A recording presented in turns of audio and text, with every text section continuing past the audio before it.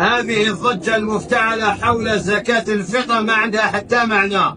النبي عليه الصلاة والسلام الذي فرضها طعاما هو الذي قبلها من معاذ قماشا، والحديث في صحيح البخاري.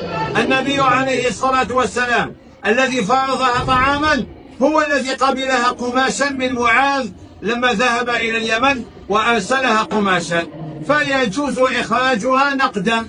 هذا الذي يا جماعة صحة أنه معاذ أخذ قماش وثياب بدل زكاة الفطر لا تصح، والحديث قال طاووس قال معاذ لأهل اليمن: ائتوني بعرض ثياب خميص أو لبيس في الصدقة مكان الشعير والذرة.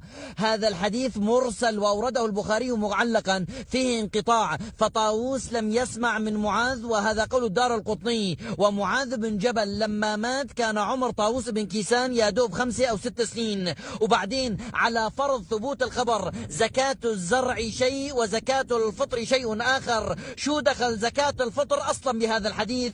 ليش اللف والدوران والتأويلات والافتراء على بعض الصحابة أنه طالعوا زكاة الفطر مالا؟ ليش؟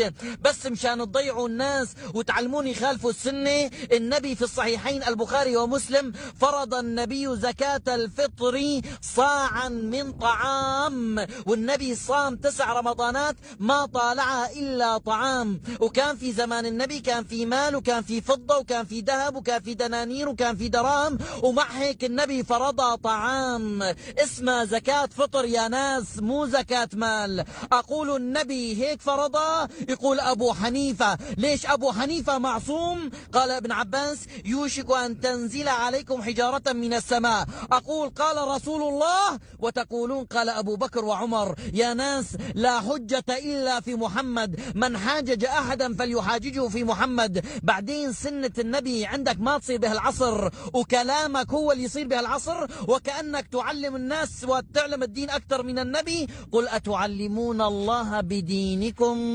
يا جماعة الدين ناخذه من الوحي مو من الرأي، الدين ناخذه من المنقول لا بما تستحسنه العقول.